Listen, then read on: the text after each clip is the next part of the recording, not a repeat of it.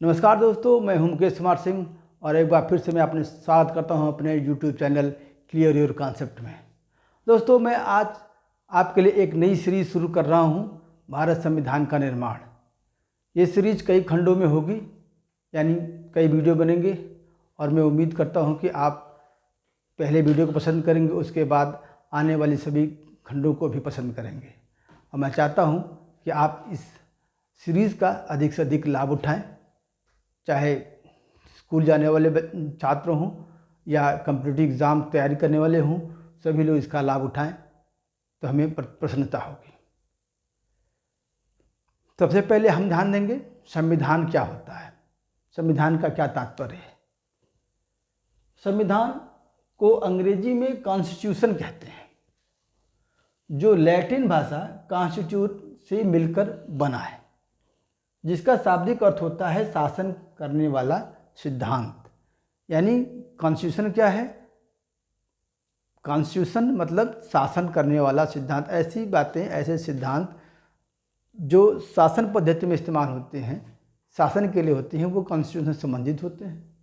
अर्थात संविधान किसी देश की नीतियों एवं सिद्धांतों का संग्रह होता है, जिसके आधार पर उस देश की शासन व्यवस्था संचालित की जाती है। अर्थात संविधान ऐसे नीतियों एवं सिद्धांतों का संग्रह है, एक दस्तावेज है जो उस देश की राज्य व्यवस्था, उसके प्रमुख संस्थाएं, चाहे कार्यपालिका हो, विधायिका, न्यायपालिका हो, या उसके देश के नागरिकों के अधिकार हों, संस्थाओं की शक्तियां एवं अधिकार हों, इसका विस्तृत विवरण होता है, उसमें संग्रहित होता है। ये होता है संविधान। अब हम भारतीय संविधान के निर्माण की चर्चा करेंगे। तो भारतीय संविधान, आप जानते हैं, भारतीय संविधान भारतीयों के द्वारा बनाया गया है। संविधान बनाने के लिए एक संविधान सभा बनाई गई थी, जिसमें सभी भारतीय थे। जबकि स्वतंत्रता प्राप्त करने तक भारत में जो शासन करने वाले कानून थे वो अंग्रेज़ों के द्वारा लाए गए थे। क्योंकि अंग्रेज़ ये नहीं चाहते थे कि जो भी नियम कानून बने उसमें भारतीयों की साझेदारी हो, क्योंकि उन्हें अपने स्वार्थ, अपने हितों का ध्यान रखना था। जबकि भारतीय बहुत दिनों से इस बात की मांग कर रहे थे कि भारत का जो नियम कानून लागू हों वो भारतीयों की इच्छाओं से हों, भारतीयों की ज़रूरतों के अनुरूप हों, लेकिन ऐसा नहीं हो रहा था। तो भारतीयों द्वारा संविधान बनाने तथा भारतीयों के लिए एक संविधान सभा की मांग बहुत लंबे अरसे से की जा रही थी। जैसे सन 1922 में गांधी जी ने कहा था कि भारतीयों का जो राजनीतिक भाग्य भारतीय स्वयं बनाएंगे। ये किसी दूसरे नहीं बल्कि भारतीयों का राजनीतिक भाग्य यानी भारतीय अपना संविधान स्वयं बनाएंगे। इसी क्रम में सन 1938 में नेहरू जी ने कहा था कि कांग्रेस चाहती है एक स्वतंत्र एवं लोकतंत्रात्मक राज्य, तथा वो ये चाहती है कि उसका संविधान बिना किसी बाहरी हस्तक्षेप के ऐसी संविधान सभा के द्वारा बनाया जाए जो वयस्क मतदान के आधार पर निर्वाचित हो। तो इसी क्रम में 1940 से पहले तक अंग्रेज ये मानते थे कि भारतीय संविधान बनाने में अक्षम है। जैसा कि आप साइमन कमीशन के घटनाक्रम में देख सकते हैं। साइमन कमीशन जब भारत आया उसमें किसी भी भारतीय को शामिल नहीं किया गया, बल्कि उनको ये लगता था कि भारतीय इस योग्य नहीं है कि वो एक संविधान बना सकें। लेकिन 1940 में ऐसी परिस्थितियां उत्पन्न हुई जिसके कारण अंग्रेजी सरकार यह मानने को विवश हुई कि भारतीयों का जो संविधान होगा वो भारतीयों से बनने वाली संविधान सभा के द्वारा निर्माण किया जाएगा। तो ऐसे दो कारण थे। पहले तो भारतीयों द्वारा चलाया जा रहा राष्ट्रीय आंदोलन, दूसरा द्वितीय विश्व युद्ध। द्वितीय विश्व युद्ध की परिस्थितियों ने ब्रिटिशर्स को दबाव डाला कि वो भारतीयों की राजनीतिक समस्याओं को हल करने के लिए ऐसे प्रावधान बनाए जो उन्हें स्वीकार हो भारतीयों को, तथा जिससे भारतीय सक्रिय रूप से इंग्लैंड का या उनके मित्र राष्ट्र का समर्थन करें, क्योंकि युद्ध की जो स्थिति थी उसमें शुरुआती वर्षों में मित्र राष्ट्र हार रही थी, जर्मनी की जीत हो रही थी। इसलिए मित्र राष्ट्र के अन्य देशों ने ब्रिटेन पर दबाव बनाया कि वो भारत के साथ एक सम्मानजनक संबंध तैयार करे ताकि भारतीयों का सक्रिय सहयोग मिल सके। साथ ही साथ 1942 में जापानियों के धुरी राष्ट्र के साथ सम्मिलित हो जाने के बाद उनके द्वारा दक्षिण एशिया जीत लेने के कारण और भारत के देहरी पर पहुंच जाने के कारण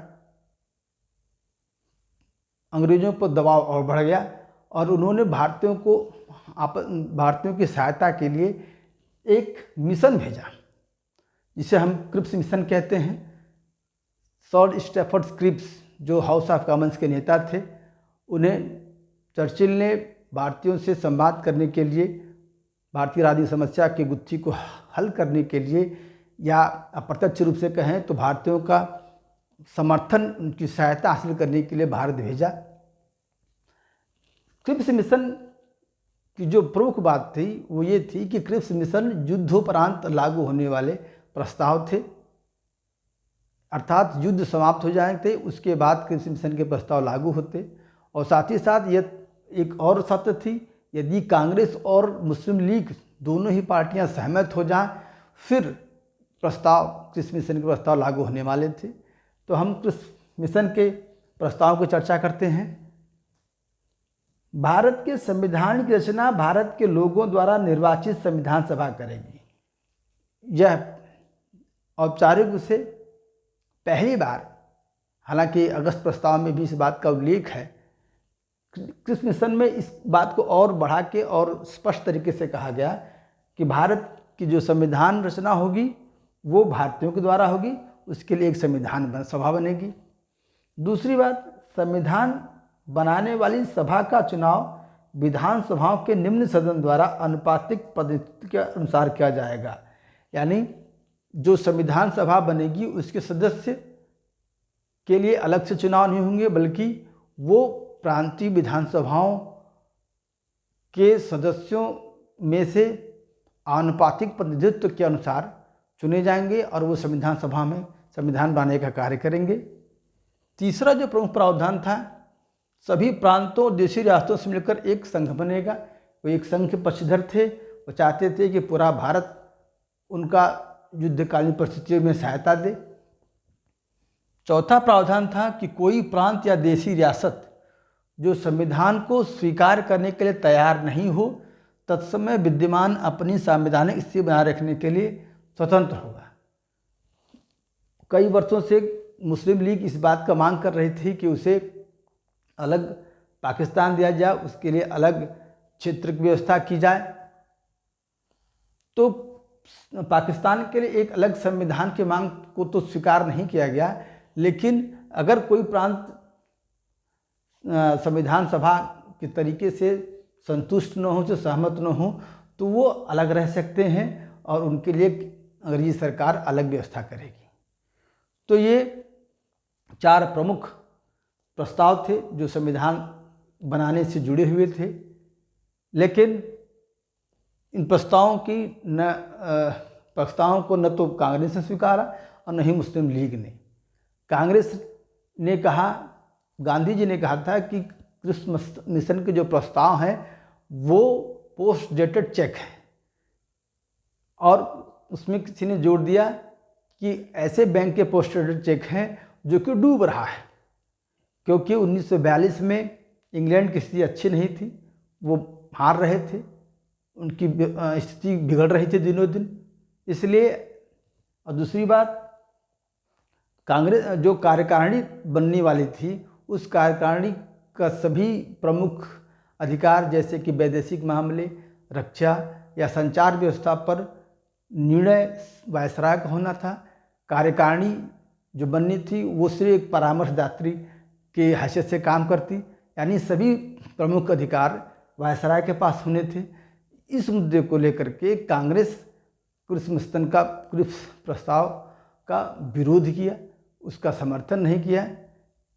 और उसी दूसरी तरफ जिन्ना या मुस्लिम लीग, उनको अपने पसंद का पाकिस्तान नहीं मिल रहा था, इसलिए उन्होंने भी क्रिप्स मिशन के प्रस्तावों का विरोध किया, उसका समर्थन नहीं किया, उसे अस्वीकार कर दिया और क्रिप्स मिशन असफल हो गया।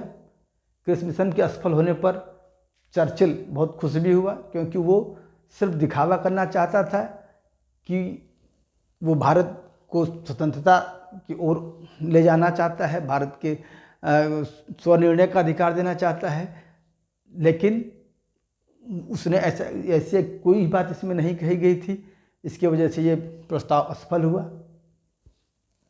अब हम कैबिनेट मिशन पे आते हैं। कैबिनेट मिशन मार्च 1946 में भारत आया था। तब तक परिस्थितियाँ बदल गई, युद्ध समाप्त हो चुका था, इंग्लैंड में सरकार बदल गई थी। अब लेबर पार्टी सरकार, जिसके प्रधानमंत्री क्लीमेंट एटली थे, वो बन गए थे। और क्लीमेंट एटली भारतीय राष्ट्रवाद के समर्थक थे, उनका सहानुभूति थी राष्ट्रवादी आंदोलन में। तो उस वक्त भारत सचिव लॉर्ड पैथिक लॉरेंस थे। उन्होंने ये घोषणा की कि वो स्वयं और एबी अलेक्जेंडर तथा स्टैफर्ड क्रिप्स महोदय भारत जाएंगे और भारत की राजनीतिक समस्याओं का समाधान ढूंढेंगे। इसके लिए कैबिनेट मिशन मार्च 1940 में दिल्ली पहुंचा, जहां वो सभी राजनीतिक पार्टियों से उसने मंत्रणा की, लंबी मंत्रणा की, बातचीत की, लेकिन फिर भी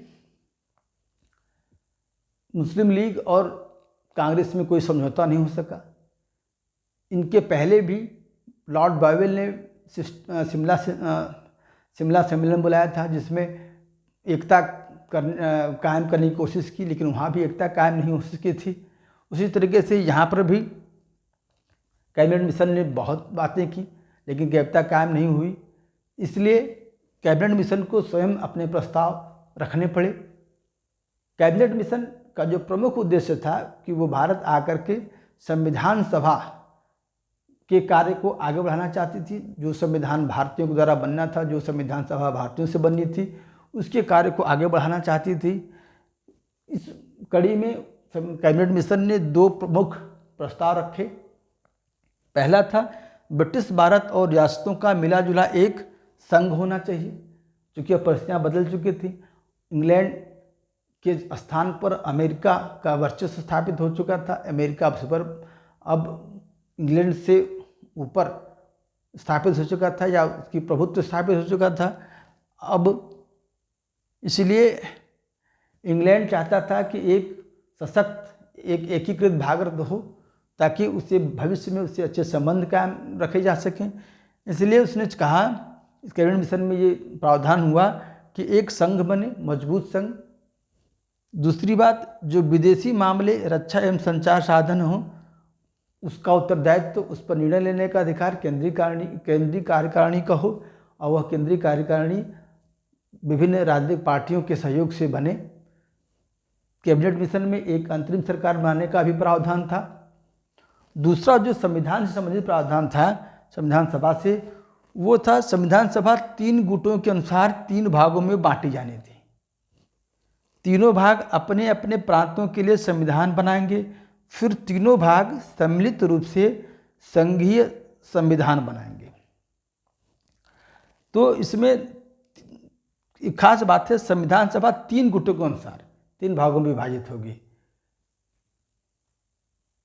3 जो प्रांत थे, उन प्रांतों को 3 गुटों में विभाजित किया गया।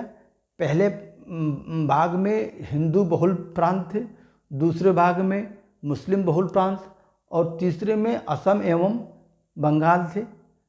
आयुक्तों के जो प्रांत थे वो अ में शामिल थे, तथा बलूचिस्तान दूसरे यानी मुस्लिम बहुल जो प्रांत था उस ग्रुप में शामिल था। तो इन ग्रुपों को अपने लिए पहले संविधान बनाना था, और फिर ये सभी ग्रुप मिलकर के एक संघीय संविधान बनाते।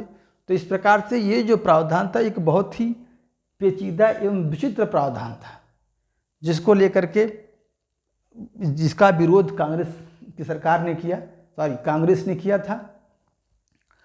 अगर हम कैबिनेट मिशन के प्रभावों की चर्चा करें तो ये देखेंगे कि कैबिनेट मिशन को अनबनी ढंग से ही सही, लेकिन कांग्रेस और मुस्लिम लीग दोनों ने स्वीकार कर लिया, क्योंकि अब कोई रास्ता नहीं बचा था। उसके बाद कैबिनेट मिशन के द्वारा जो संविधान सभा बननी थी वो एक लोकतांत्रिक तरीके सिद्धांत पर बनने वाली संविधान सभा थी।